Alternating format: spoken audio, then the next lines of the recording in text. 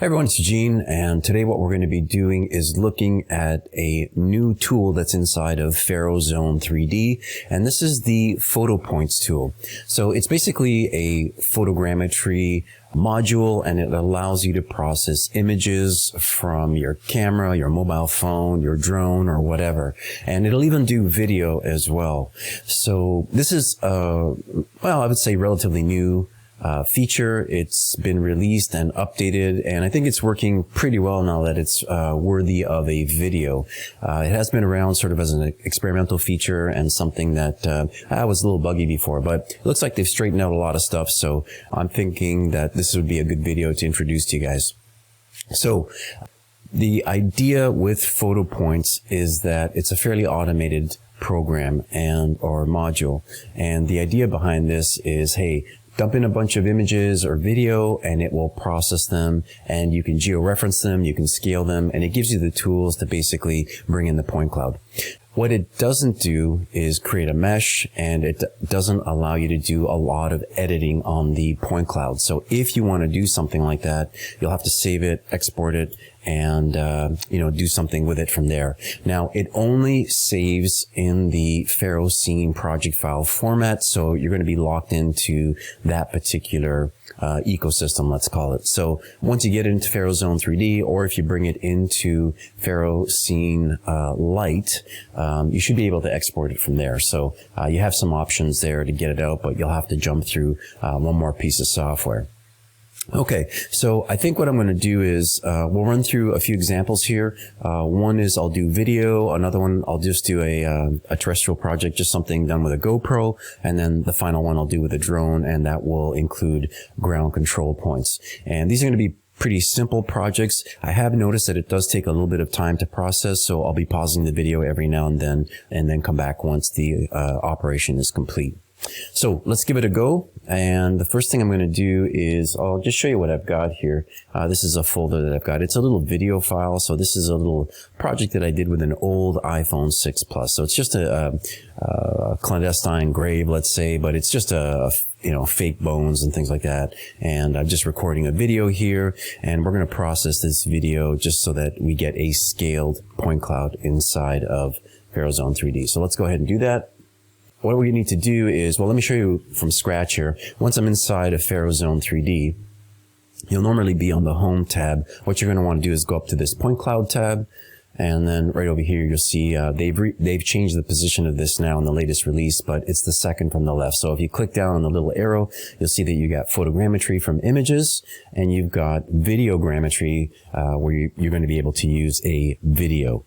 So I'm going to click on that, and that brings up this screen right here. So I need to provide the input folder and the output folder. So video is just a series of frames. So I'm going to go into PhotoPoints. I'm going to go into Videogrammetry. This is my video, so that's my input. And on my output, well, I'm going to go back to the video folder, and I'm going to make a new folder, and I'm just going to call this the frames, so it knows where to write them. And it has to be an empty folder, so it will do something there. Now, there is something interesting here. So normally, it says capture device. So normally you can add a device. So if you know that this is from a particular, iPhone 13 Pro Max or something like that, if it's not already listed here, you can add it. Now, this is an iPhone 6 Plus, and I've done this already, but what you would normally do is go add custom device. Okay, and then you can give it a device name. So I don't know, let's say it was a Samsung phone or something like that. And then it says it wants a reference photo. So what you would need to do is take a frame from the video and then, bring it up here. Now, in order to do that, what you can do is just bring it into a program like VLC, which is free, and you can load it up and just extract a single frame. I'll show you quickly how to do that. I've got VLC. Why not? So I'll bring it up, and there it is. And what I'm going to do is I'm going to drag and drop the video in VLC. Okay, there it is. I'll press spacebar to pause. So I've got this frame, and what you're going to want to do is export this. So a quick way to do that is there's a little camera icon on the bottom here, or you can go to video and then take snapshot. Now, if you do that, it'll send it to a default directory and it'll just, show it sort of flash really quickly. You'll see what I mean. But if we go to the preferences, so under tools preferences, you can choose where you want this. So if I go to video, you'll see down here, it says directory. Where is it going to put it? Well, it's going to put it in my Videogrammetry folder. That's where I put it before. I've got a prefix on it called Faro Zone 3D, and I'm going to save it as a JPEG. You can change it if you like to. Okay. So that's what I'm going to do. And right now I'm just going to go, let's say video, take snapshot, and you'll see that it flashes up here. Okay, great. And in the position or on my folder, it's actually written something there. So I'm just going to close this now. I'm going to go reference photo. So if I go into the Videogrammetry, you see that that's the new image. So I'm going to click on that. It's got the image, and I'm going to go add device. Okay. Now that's actually not what I'm going to use. Okay. So I'm going to delete this custom device. All right. This Samsung here. Okay. I just did it just to show you what it actually is. Here is from an iPhone 6 Plus, and I've already done this. Now you can choose the quality or the density of the reconstruction. There is the low, the mid, and the high. I'll just choose the middle for this one. I don't think I'll be doing any high. I'll probably go low on some of them just because it's faster. And then you can choose the number of frames per second. So every second of this video, it'll extract 3 frames right now, but in the drop down, you can choose between 1 and 10. Now I probably don't even need 3, but let's just do 3 for now. I think that'll be okay. And that's it. Everything is set up to go here. So let me go ahead and process the video. Okay. So what this is going to do, you can see it brings up all the number of frames that it extracted. So I've got like 49 frames that it pulled out. And this video, I think, is only about 13 seconds long or something like that. So 3 frames per second or so, and you get pretty much what you need. You'll see here now it says feature matching. So what it's going to do is it's going to go into each of these images and it's going to look for features of high contrast. If you know about photogrammetry, and I talk about this pretty much, you'll know that you need a lot of features, a lot of texture, a lot of contrast, and that will help you make a really good model. Now, it will also match the images from one to the other. So it'll go from one picture to another picture to another picture, and it'll match those features. And you'll see here that it says average of 3,547. That's down here, labeled features per image. So a lot of these programs will stop after it's found several thousand features in each of the images. Otherwise, you'll be there all day long looking at all kinds of features. So, this just does it automatically. And now you can see it says that it's generating the point cloud. So it's going to go in, it's going to do the, what I would say is a dense reconstruction. So going back down to the pixel level and doing its thing. Okay, so I pretty much talked through that one. So that wasn't that fast. But what's interesting here is that it gives you some options now, and you have to decide what you want to do. And it actually says it's, step 1, step 2, step 3, and then step 4. So step 1 is basically aligning the point cloud to the ground plane.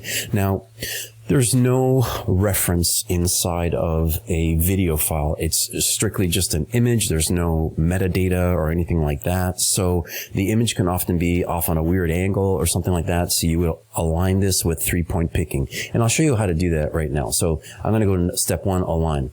And let's say, for example, that I'll pick some points, let's say from this point cloud, let's say 1, 2, and 3. So when I click this third point, you'll see it'll make a small adjustment. So here we go.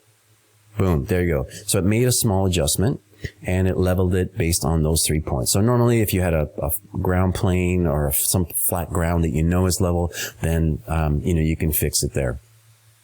The next one is it says to draw a dimension. Now here it's in feet, which is absolutely fine. So let's say I have a couple of points that I know were, 6 feet across or something like that. And I'm just going to make this up. Let's say here and then here somewhere is 6 feet. So I'm going to type in here, this is 6 feet, and I'm going to draw the dimension.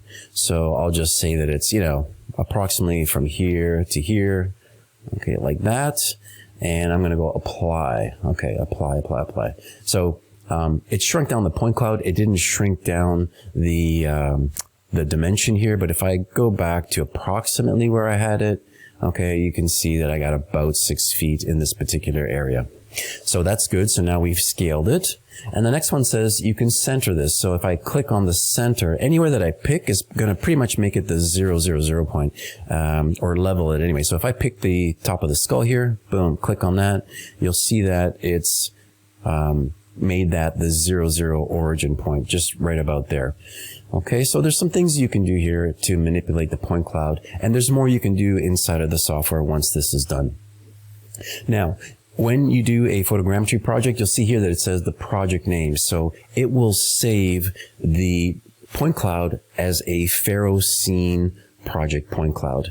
Okay, and that's just the way it is right now. So if I call this the grave point cloud, something like this, it's going to save it in this directory. Now I could change that. I could go back and go back into my directory here and maybe call this the PC, the point cloud.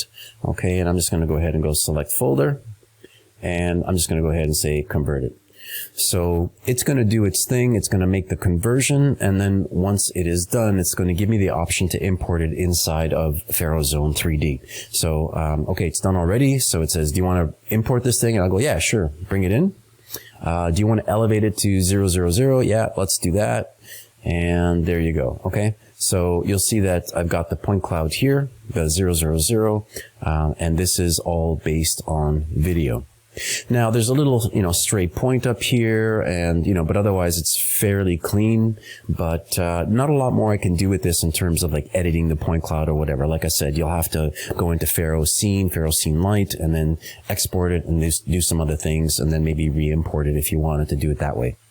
But that is the first one here, and that's all done. So I'm happy with that. Let's make a new project, and we're going to do this again. Except this time we're going to try a different type of project. Now let me bring that one up so you can see what I'm talking about. So this one is a GoPro 7, I believe. And you can see I just had this on a pole, and I'm just taking some photographs of this damage in the pavement here.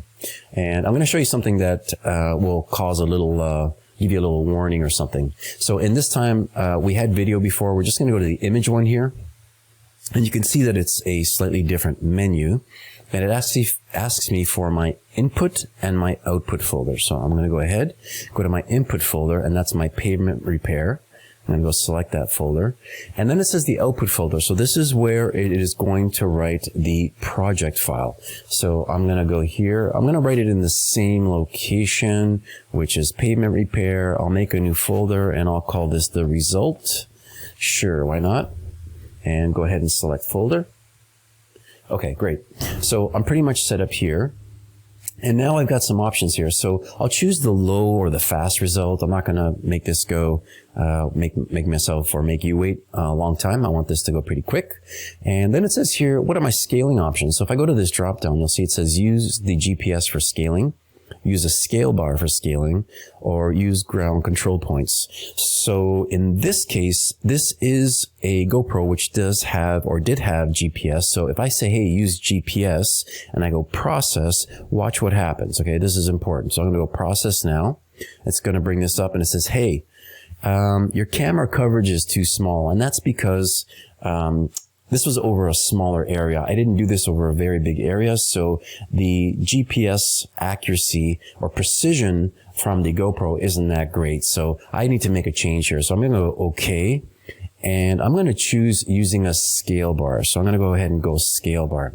So this is something like clicking control points, and I only need to set 2 points for the scale.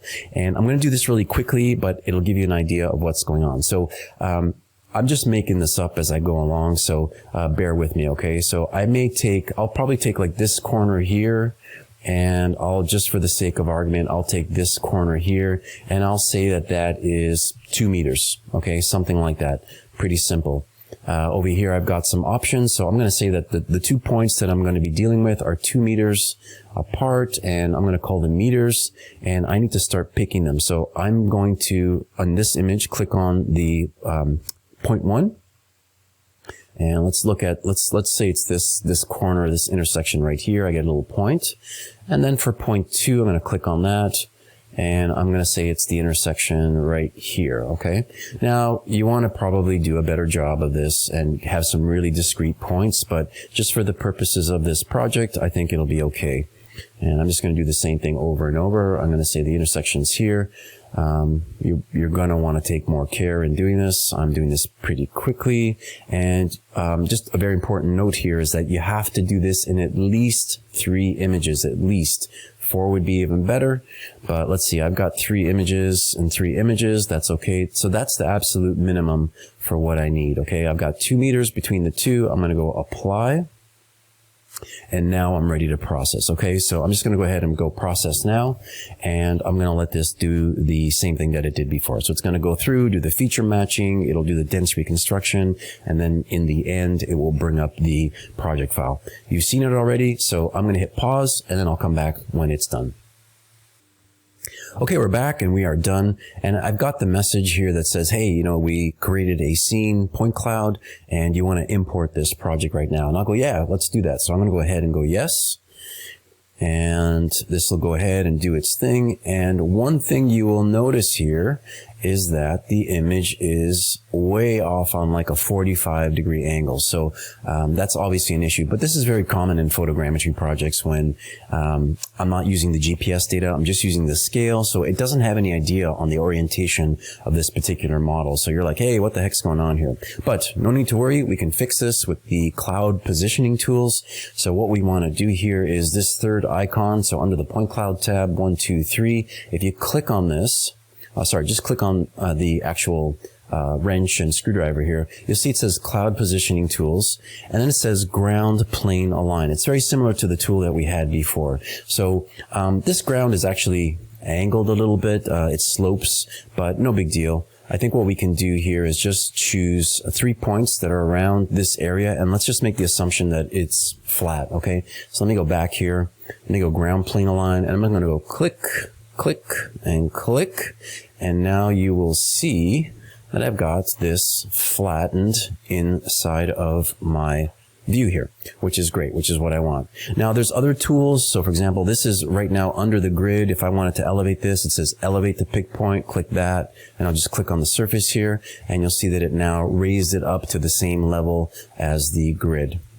Okay, so this one worked, and this one was not based on GPS. This was based on the scale that I chose, the 2 meters. And if you want to check that, actually we can do that. Why not? So let me go to the here. Let me go, and I'm in feet right now. So actually, let me go to meters for a second, because I did do it in meters. So let me go to feet. Let me go click.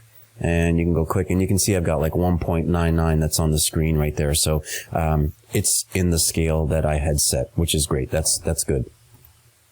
Okay, so what we're going to do next is we're going to create a project from a drone image, and we're also going to be using ground control points.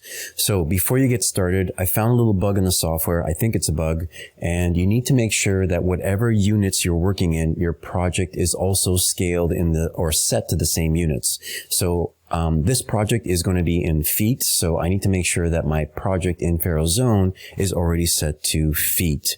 And then, you know, if you need to scale it or just switch it later, you can always switch it in Zone later. But if you have a mismatch, I'm finding that I'm getting some problems with the scaling, so it's something that I'll report back. So let's go ahead and do the same thing that we did before. We're going to go to FotoPoints. We're going to open up the imagery here, and we're not going to do the input folder and bring in the drone imagery. That's what I need there. And then I need to get a folder for the result. Okay, so where it's going to be putting everything. So I'm just going to go ahead and go results. Sure, why not? Okay, that's good. And I'm going to hit select. Wonderful. Now, in the drop-down, we are going to be using the ground control point. So where it says use GCPs. So I'm going to click on that. So you'll see that the screen has changed, and this is going to allow me to import ground control points and basically mark them as well. So down here, I have a GCP manager. So I'm going to open that up. You'll see I've got this here. I can type in the coordinates for all of this, but I'm not going to do that. I've got a file that I've prepared already. I'm going to import the GCP file. I'm going to open, and I know it's this guy here. So there you go. I've got 5 control points. I've got their make sure that you choose the right format here, but I've got their descriptions. So GCP 1, 2, 5, 3, and 4. Okay, now I'm only going to be using the first 3. So I'm going to go 1, 2, and 3. That's what I want.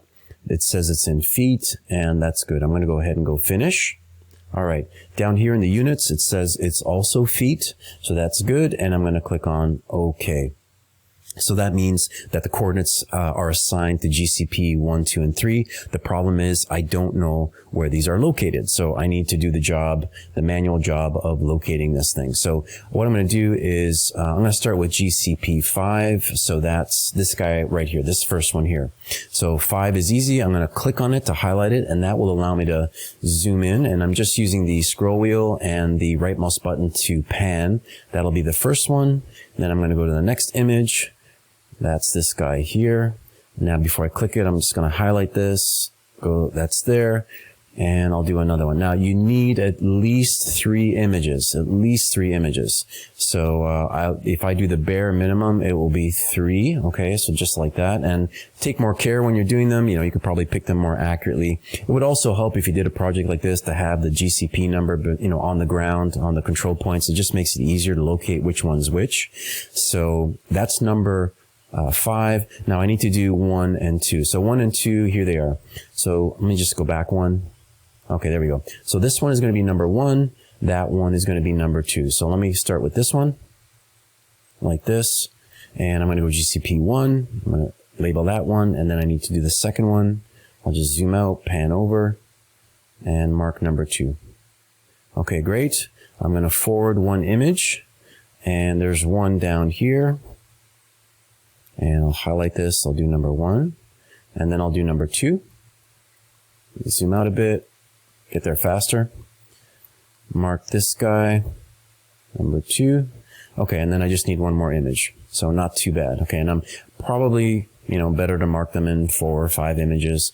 Would be better. But for the tutorial here, I think it's going to be absolutely fine. Let's see here. And there we go. There's number 2. All right, so we've got all that done. Again, take more care next time you do that. And I'm going to apply. So I'm going to click apply. That brings me back to the same window where I was before. And I'm ready to go. So all I need to do is hit on process now. And just like before, I'm just going to pause, I think, and I'll come back when it's all done. Okay, so we'll see you in a bit.